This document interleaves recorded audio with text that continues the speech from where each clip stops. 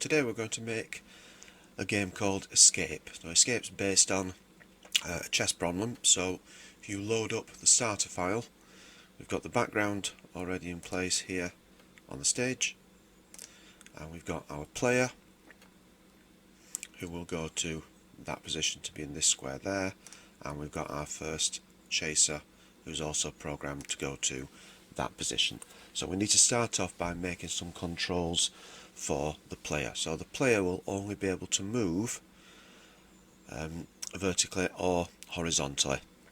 The chaser will go directly towards them, and the idea of the game is once the chaser catches you, that's over, but until then you gain 1 point every time you move. So we're going to start off by creating our controls. So sorry, not when the flag is clicked, we're going to say when.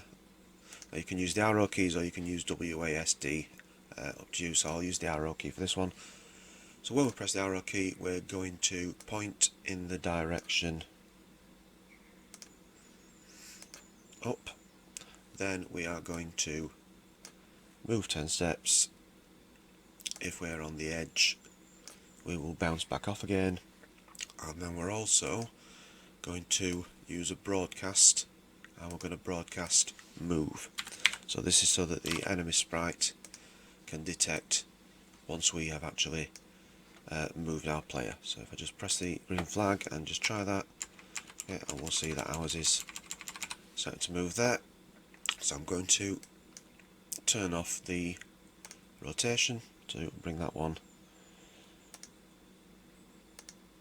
back down again. Yep. So the next thing then is we need to make 3 more of these. So we're going to duplicate each of these. If you haven't done the first one, pause the video and go and do that now, and then come back once you're actually done.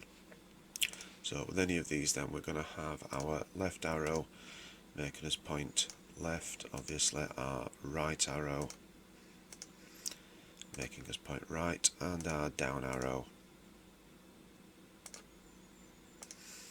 making us point down. So again, let's always rerun the program and just try so we can see that we can move in all of those directions. Okay, so next we're going to go to the chaser sprite. So on this one it's when it receives the move, and all we need it to do then is point towards the player. Okay, so we've got player there, which is why it's important to name these sprites, and it's going to move 11 steps. So again, we can try that out.